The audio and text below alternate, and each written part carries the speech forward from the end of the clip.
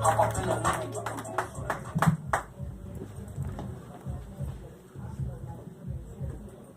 one of my biggest regrets before I got married was not ever making love to a black man. I made out with one a couple times, but that doesn't count.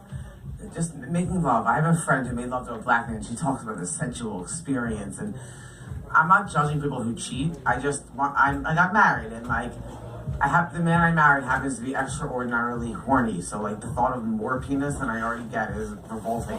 I have plenty of penis. I'm cool, so I'm done. I'm locked in.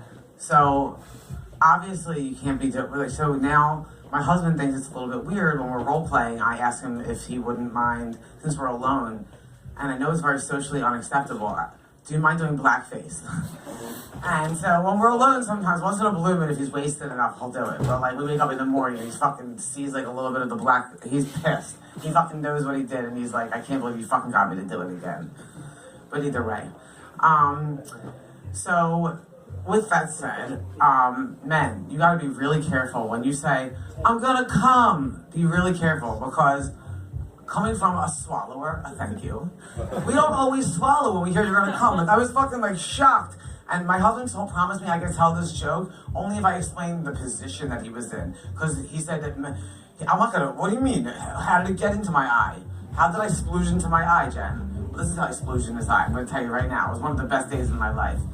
He was laying down on the bed, I was on my knees, and I understand I'm not very ladylike in this at all. I'm totally on my knees, giving him a nice fucking fat PJ, and he's laying down, and he says, I'm gonna come, and he's hard, so fucking right in the eyeball. And let me tell you something, I love my husband to death. His eyesight is not one of his fortes. He wears contacts.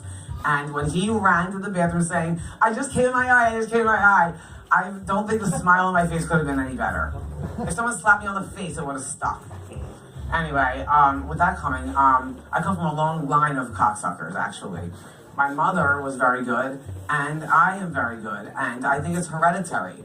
I'm actually paying somebody privately to look into the gene, to see if there's a gene. They found a fat gene, they found an alcoholic gene, I think there's a blowjob gene. And I think that if you can afford to pay for it, and you can prove that the person you're dating is good at doing blowjobs, I think that she should have to do that often.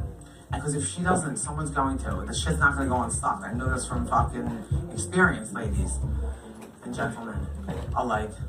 And one more thing I'm going to say, and I feel like if it's inappropriate, I apologize, but I'm just going to go for it anyway. I don't know if anybody else feels this way, but I feel like Outback Steakhouse and Planned Parenthood have a lot in common.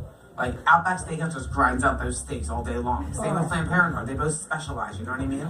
I have a girlfriend who asked me to pick her up at the hospital one day for an abortion, and I said, are you sure? Of course I will pick you up, but are you sure that's where you want to go?